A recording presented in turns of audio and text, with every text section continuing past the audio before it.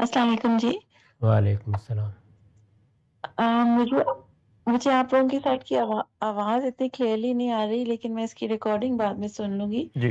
अ, सवाल मेरा सवाल मेरा ये है कि मैं बच्चों के साथ काम करती हूँ और वो काफ़ी मुश्किल सवाल पूछते हैं। स्पेशली जब से उनको पता चला है कि मैं गाबदी साहब की स्टूडेंट हूँ। तो मुझसे एक बच्ची ने सवाल किया है कि जब हम नमाज़ पढ़ते हैं, तो सर पे हम दुपट्टा क्यों लेते हैं? वो कहाँ पे हुक्म दिया गया है? तो मैंने कहा बेटे ये शायद सुन्नत में था, तो वहाँ से आया है।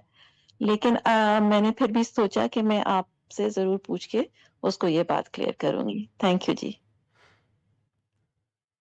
इसमें 2 बातें, पहले खुद समझ लीजिए, बच्ची कौन है, किस उम्र की है, वो तो आप बेहतर फ़ैसला कर सकती हैं कि उसको कैसे बात बतानी है।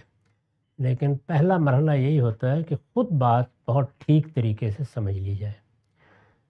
समझ लीजिए इस बात को कि एक हमारा दीन है। दीन में बाज़ हिदायत दी जाती हैं, वो भी 2 तरह की होती हैं। एक फ़र्ज़ और वाजिब की नौइयत की हिदायत, फलाँ चीज़ लाज़िम कर दी गई है। बहुत सी चीज़ें हैं जो फ़राइज़ की हैसियत रखती हैं, नमाज है, रोज़ा है। इसी तरह बाज़ आदाब भी ज़रूरी करार दिए गए हैं। एक ये चीज़ है। दूसरे ये कि बाज़ चीज़ें फ़र्ज़ वाजिब तो नहीं की जाती, पसंदीदा होती। उसको हमारे यहाँ इस्तिलाह में कहते हैं मंदूबात हैं, मुस्तहब्बात हैं, या मिसाल के तौर पर इबादात में कहते हैं ये नवाफ़िल हैं। तो उनमें मुआख़ज़ा नहीं होता, पूछा नहीं जाता, लेकिन वो चीज़ें इंसान के लिए दर्जात की बुलंदी का बायस बनती हैं। अभी मैंने एक रवायत का दर्स दिया है, उसमें मिसाल के तौर पर ये कहा गया है कि सलाम को आम करो। तो ज़ाहिर है कि ये आदाब की नौइयत की चीज़ है, ये फ़र्ज़ व वाजिब की नौइयत की चीज़ नहीं, लेकिन बुलंदी दर्जात का ज़रिया बनती है।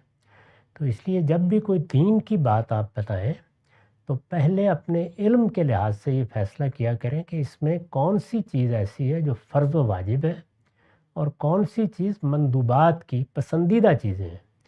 मैंने इस पर एक मज़मून लिखा है, मेरी किताब मकामात में है, उसका उन्वान ही है सर की ओढ़नी। तो ये कोई फ़राइज़ व वाजिबात की तरह की चीज़ नहीं है, ये आदाब की नौइयत की चीज़ है, तो पसंदीदा है। ये तो है दीनी पहलू। इसके बाद हम जब आगे बढ़ते हैं, तो ज़ाहिर है कि दीन हो, शरीयत हो, कोई फ़लसफ़ा हो, वो अपनी एक तहज़ीब पैदा करता है।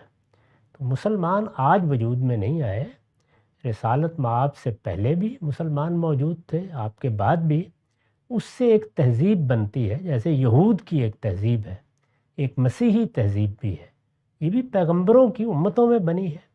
तो हमारे यहाँ एक इस्लामी तहज़ीब भी वजूद में आई है, उसमें ये चीज़ हमेशा मलहूज़ रखी गई कि बड़ों के सामने, बुज़ुर्गों के सामने, औरतें हों मर्द, आज से 50-100 साल पहले सोचा भी नहीं जा सकता था कि वो नंगे सर आ जाए।